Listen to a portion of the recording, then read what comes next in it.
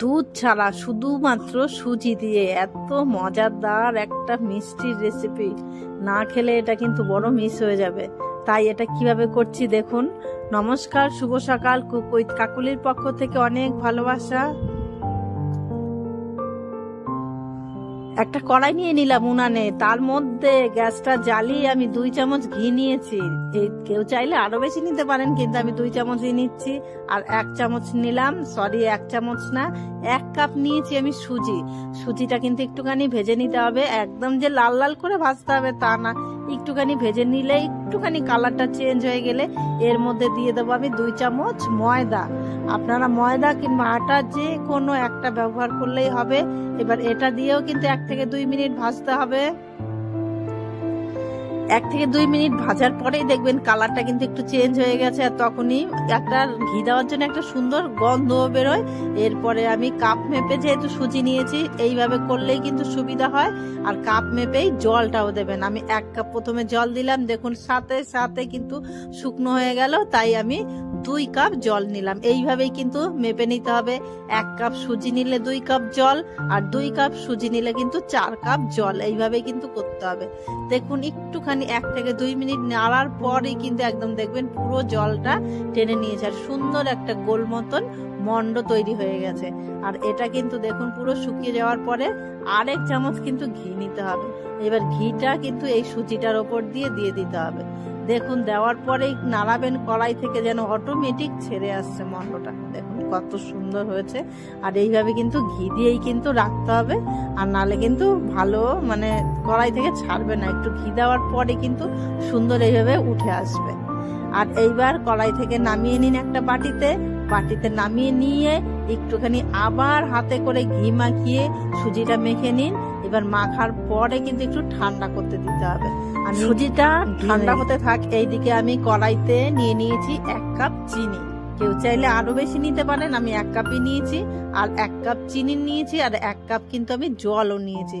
এটা কিন্তু একটুখানি ফুটিয়ে কি করে নিতে হবে, রস করে নিতে হবে। আর রসটা কিন্তু এমন ভাবে তৈরি করতে হবে যেন রসটা একদম পাতলাও না হয়, আবার একদম ঘন চিপচিপেও যেন না হয়, মিডিয়াম টাইপের রাখতে হবে। আর এর মধ্যে দিয়ে দিলাম আমি একটুখানি ফুড কালার। আমি ফুড কালার দিয়েছি কারণ এতে কালারটা কিন্তু খুব সুন্দর আসবে মিষ্টিগুলোর। আপনারা না চাইলে ফুড কালার ব্যবহার নাও করতে পারেন।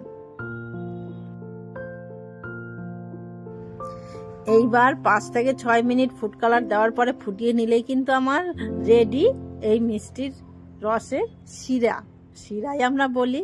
এটা কিন্তু রেডি, দেখুন ঘন হয়ে গেছে। আর এইদিকে আমি সুজিটাও একদম পুরো ঠান্ডা হয়ে গেছে। এটা কিন্তু একটুখানি মেখে নিতে হবে, ভালো করে আটার মতন সুন্দর করে মেখে নিতে হবে। আর মাখার পরে কিন্তু এটা আমি একটুখানি বেলে নেব। আর বেলে নেওয়ার জন্য নিচে যেন লেগে না যায়, এর জন্য আমি একটুখানি আটা কিংবা ময়দা যাই হোক একটুখানি নিচে দিয়ে দিলে দেখবেন সুন্দর একদম লেগে যাবে না। আর এটা কিন্তু রুটির মতন একটা বানিয়ে নিতে হবে। আর রুটির মতন বানিয়ে নিতে হবে, কিন্তু রুটির মতন পাতলা হবে না, এটা কিন্তু একটু মোটা হবে। এইবার সাইড থেকে সব কেটে ফেলে দিন, যেগুলো সাইড থেকে একটুখানি ফেটেও যেতে পারে সেইগুলো কেটে সব ফেলে দিন। এইবার চৌকো চৌকো করে কেটে নিন। কেউ চাইলে গোল গোল করেও কাটতে পারেন, কিন্তু চৌকো চৌকো করলে না দেখতে সুন্দর লাগে, এর জন্য চৌকোটাই আমি রাখলাম। এইবার দেখুন কত সুন্দর হয়েছে, আর নিচে কিন্তু একটুও লেগে যাবে না, পুরো সুন্দর উঠে যাচ্ছে। এইবার আমি আর একটা ননস্টিকের তাওয়া নিয়েছি, এর মধ্যে আমি দিয়ে দিলাম তেল। কেউ চাইলে এটা ডিপ ফ্রাই করতে পারে, কেউ চাইলে আবার শ্যালো ফ্রাইও করতে পারে। আমি এইভাবেই ভেজে নিচ্ছি। এইবার এক এক করে প্যানে দেওয়ার পরে গ্যাসের ফ্লেমটা কিন্তু অবশ্যই হাই রাখতে হবে, লো রাখলে হবে না, তাহলে কিন্তু একদম লেগে যাবে কিংবা ছেড়ে যাবে। সুজি দেওয়া, এর জন্য হয়তো ফেটে যাবে। এর জন্য গ্যাসের ফ্লেমটা কিন্তু অবশ্যই হাই রাখবেন। হাই রেখে উলট পালট করে এগুলো ভেজে নিন। এবার ভেজে নেওয়ার পরে একটু লাল লাল হয়ে গেলে কি করতে হবে, লাল লাল হয়ে গেলে এবার গরম গরম রসের মধ্যে চুবিয়ে নিন। 1 থেকে 1.5 ঘন্টা চুবিয়ে রাখলে রেডি একদম মিষ্টি, মুখে দেবেন আহা নরম তুলতুলে। এইভাবে বাড়িতে বানান, দেখুন সবার কত প্রশংসা পান।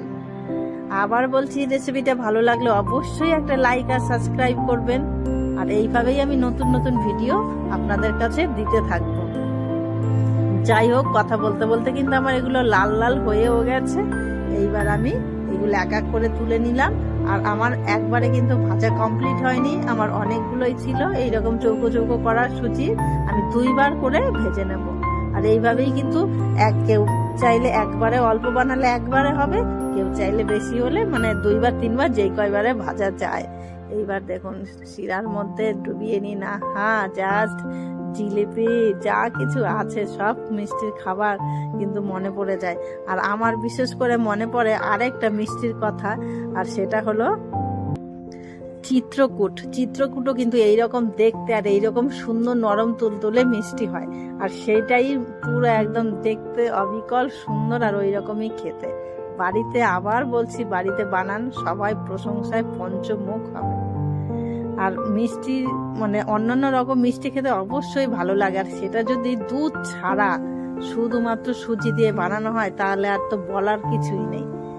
মানে এত সুন্দর, এত সহজে আর এত তাড়াতাড়ি করা যায় এরকম একটা মিষ্টির রেসিপি না বানালে ভাবাই যায় না।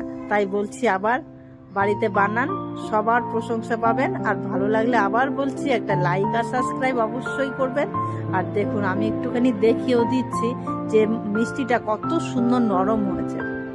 আমি প্লেট থেকে তুলে একটা দেখুন আপনাদের দেখিয়ে দিচ্ছি, একটুখানি ওপর দিয়ে রসও দিয়ে দিলাম। দেখুন নরম বলেই কিন্তু এত সুন্দর চামচ দিয়ে কেটে যাচ্ছে, শক্ত হলে কিন্তু এত ইজি কাটতো না। দেখুন নরম নরম এরকম। চিত্রকূট কেউ বলবে দূরে থাকে, এত সুন্দর